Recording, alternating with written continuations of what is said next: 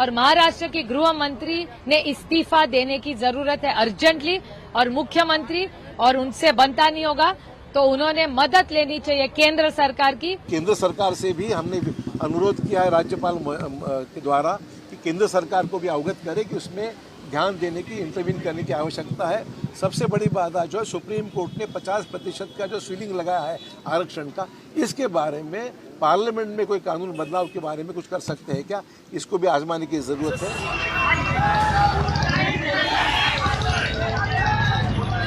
मराठा आरक्षण आंदोलन पर जितना आक्रामक विपक्ष है, उससे कहीं ज्यादा रक्षात्मक सरकार है। जैसे ही आंदोलनकारी आक्रोशित हुए, वैसे ही मुख्यमंत्री एकनाथ शिंदे ने मराठा आरक्षण को लेकर बैठक बुलाई। उसके बाद उन्होंने फिर से आरक्षण देने की प्रतिबद्धता जताई। सरकार पूरी तरह से गंभीरता से इसमें काम कर रही है और हम लोग किसी को भी इस मामले में, मराठी में मैं कहूँगा की कोणाची फसवणूक, कुठल्याही समाजाची फसवणूक आम्ही करणार नाही। लेकर हुई हिंसा पर एक्शन में सरकार, बीड और उस्मानाबाद में कर्फ्यू, इंटरनेट सेवाएं सस्पेंड। सीएम और डिप्टी सीएम ने पुलिस को दिए सख्त कार्रवाई के आदेश। केजरीवाल को ईडी के नोटिस के बाद गरमाया सियासी माहौल। आप बोली, पार्टी को खत्म करना चाहती केंद्र सरकार, बीजेपी ने किया पलटवार। लौह पुरुष सरदार पटेल की 148वीं जयंती आज। केवड़िया में प्रधानमंत्री मोदी ने सरदार पटेल की प्रतिमा को किया नमन। दिल्ली में अमित शाह ने दी श्रद्धांजलि। इस्राइल और हमास के बीच युद्ध का 25वां दिन। आईडीएफ ने तेज किया ग्राउंड ऑपरेशन। गाजा में हमास के 600 ठिकानों पर हमला। टारगेट पर हमास के कमांड सेंटर। विश्व कप में आज बांग्लादेश से भिड़ेगा पाकिस्तान। कोलकाता के ईडन गार्डन में दोपहर 2 बजे से खेला जाएगा मैच। पाकिस्तान के लिए करो या मरो का मुकाबला।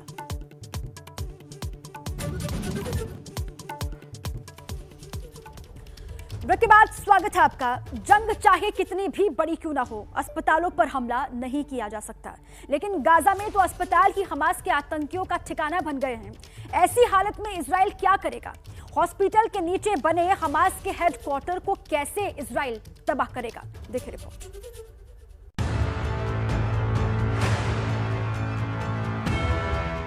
गाजा के अल-शिफा अस्पताल के नीचे हमास के कमांड सेंटर को ध्वस्त करना इजराइल के लिए सबसे बड़ी चुनौती है, क्योंकि गाजा में फैले हमास के सुरंगों का बड़ा नेटवर्क इस अस्पताल से भी जुड़ा है।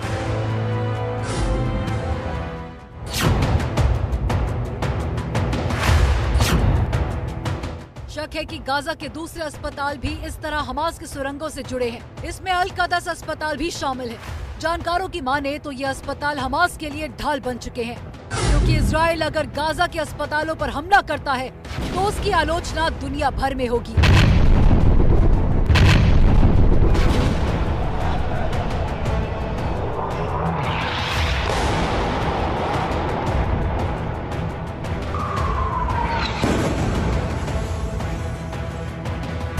गाजा के अल-क़दस अस्पताल पर बमबारी के बाद इस बात की चर्चा गर्म है कि इजराइल अब कोई नरमी नहीं बरतेगा। इजराइल ने इस अस्पताल को खाली करने की चेतावनी दी है, जबकि अस्पताल प्रशासन के मुताबिक यहाँ करीब 14,000 लोग पनाह लिए हुए हैं। इजराइल के सामने सबसे बड़ी चुनौती हमास का अड्डा बन चुके गाजा के अस्पताल है। सवाल है कि इजराइल के ग्राउंड ऑपरेशन में क्या अब गाजा के अस्पताल को भी टारगेट किया जाएगा? במהלך הלילה הרחבנו את כניסת כוחות צה"ל לרצועה, והם הצטרפו לכוחות שכבר נלחמים. הלחימה הקרקעית בצפון רצועת עזה ממשיכה. गाजा पट्टी में इजराइल का ऑपरेशन जारी है। बॉर्डर की ओर बख्तरबंद गाड़ियों का काफिला लगातार आगे बढ़ रहा है। इस बीच इजराइल साउथ लेबनान से हिजबुल के रॉकेट हमलों का भी जवाब दे रहा है।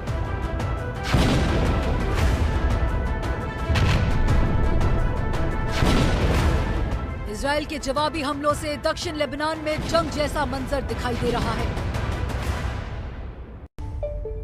और इस रिपोर्ट के साथ ही यहाँ पर वक्त है एक ब्रेक का। ब्रेक के उस पार आप देखेंगे आगे का एजेंडा रोमाना इसार खान के साथ, लेकिन इस वक्त आप देख लीजिए अपने शहर में मौसम का हाल।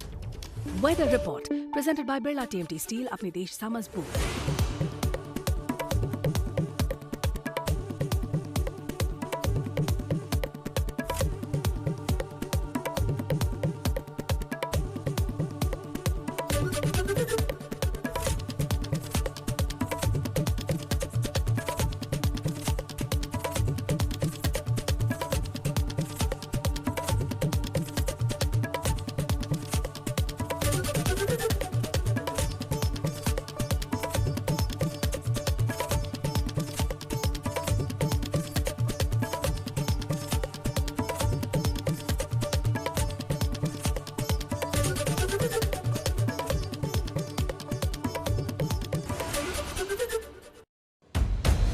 की तह तक जाना और सच खोज के लाना, ताकि आप रहें आगे।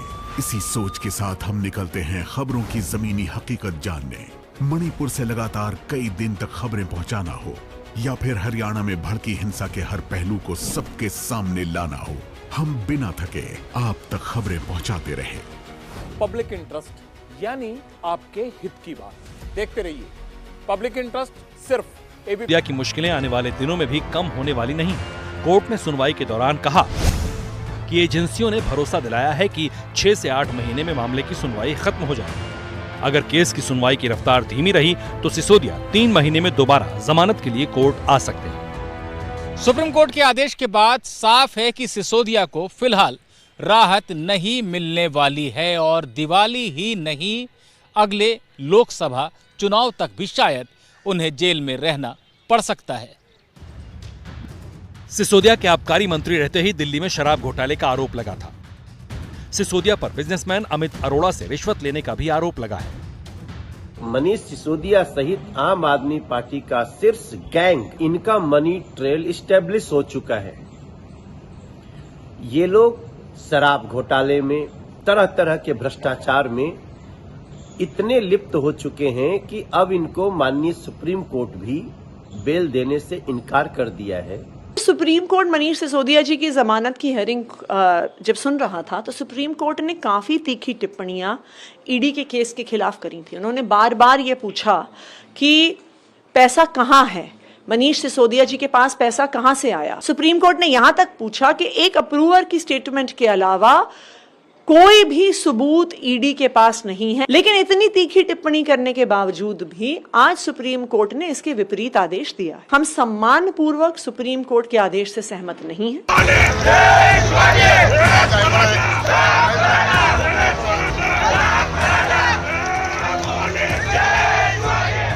वो साल 1981 का था जब अन्ना साहेब पाटिल ने मराठा आरक्षण को लेकर मोर्चा निकाला था। फिर 1997 में मराठा महासंघ और मराठा सेवा संघ ने आरक्षण की मांग को आगे बढ़ाया। 3 साल बाद सन 2000 में एनसीपी के कुछ नेताओं ने मराठा आरक्षण की मांग को हवा दी। 2014 में कांग्रेस एनसीपी की सरकार ने 16% मराठा आरक्षण का प्रस्ताव दिया। 2016 में मराठा क्रांति रैली ने आरक्षण के लिए औरंगाबाद में रैली की। जून 2017 में बीजेपी शिवसेना सरकार ने मराठाओं की सामाजिक, आर्थिक, शैक्षणिक हालात की स्टडी के लिए कमेटी बनाई। नवंबर 2018 में महाराष्ट्र विधानसभा ने सरकारी नौकरियों और शिक्षा संस्थानों में 16% मराठा आरक्षण के प्रस्ताव को मंजूरी दी। जून 2019 में बॉम्बे हाईकोर्ट ने मराठा आरक्षण को 16% से घटाकर 12% किया। जुलाई 2019 में मराठा आरक्षण पर बॉम्बे हाईकोर्ट के फैसले को सुप्रीम कोर्ट में चुनौती दी गई। 5 मई 2021 को सुप्रीम कोर्ट ने मराठा आरक्षण को गैर संवैधानिक बताया, रोक लगाई। उसके बाद अक्टूबर 2023 में महाराष्ट्र सरकार ने सुप्रीम कोर्ट में उपचारात्मक याचिका लगाई। तब से अदालत, सरकार और आरक्षण मांग करने वालों के बीच ये अहम मुद्दा बना हुआ है। इस बीच मराठा क्रांति मोर्चा के नेता मनोज जरांगे पाटिल जिस तरह दोबारा अनशन पर बैठे हैं, उससे सियासत भी गर्म हो चुकी है। श्री सत्य Sai university of technology and medical sciences Sehore Bhopal, Amba शक्ति SDTMT, सबका है हम पर यकीन। India's first ISI certified utensils, PNB KitchenMaid की सुनो हेल्दी चुनो। Pavilion jeans, shirts and trousers, बदल जाएगी चाल। प्रणीति चिप्स एंड नमकीन स्वाद में नंबर 1 प्रणीति।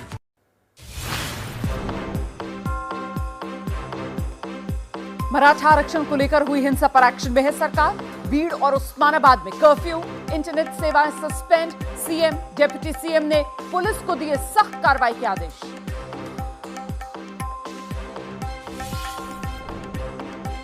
मराठा आरक्षण पर सियासी हलचल तेज है। देर रात सीएम एकनाथ शिंदे से मिले डिप्टी सीएम देवेंद्र फडणवीस। आरक्षण पर बनी जस्टिस संदीप शिंदे कमेटी की रिपोर्ट आज कैबिनेट में होगी पेश। केरल ब्लास्ट मामले में गिरफ्तार डोमिनिक मार्टिन आज कोर्ट में पेश कर पुलिस रिमांड मांगेगी। कन्वेंशन सेंटर में ले जाकर तफ्तीश भी करेगी। अरविंद केजरीवाल को ईडी के नोटिस के बाद सियासी माहौल गरमाया। आम आदमी पार्टी बोली पार्टी को खत्म करना चाहती है केंद्र सरकार। बीजेपी ने केजरीवाल को बताया शराब घोटाले का सरगना। राजस्थान चुनाव को लेकर आज जारी हो सकती है कांग्रेस की चौथी लिस्ट। आज 30 और नामों पर लग सकती है मोहर। लौह पुरुष सरदार वल्लभ भाई पटेल की 148वीं जयंती है आज। केवड़िया में प्रधानमंत्री नरेंद्र मोदी ने सरदार पटेल की प्रतिमा को नमन किया है। दिल्ली में अमित शाह ने दी श्रद्धांजलि।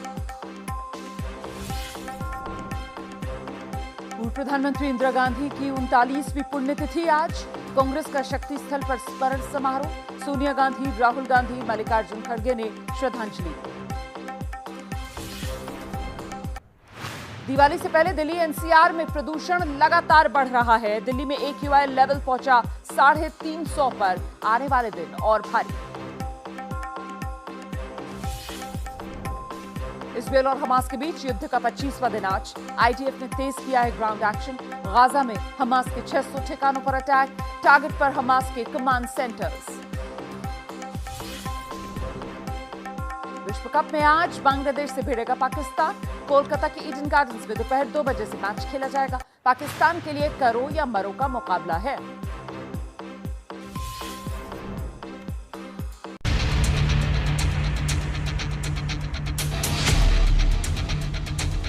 Maharashtra is in a crisis. Maharashtra के गृह मंत्री ने रेजिग्नेशन देना चाहिए और मुख्यमंत्री और उनसे बनता नहीं होगा तो उन्होंने मदद लेनी चाहिए केंद्र सरकार की।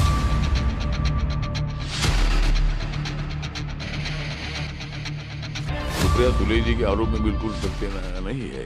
सरकार फेल हो गई ऐसा बोलना ठीक नहीं है।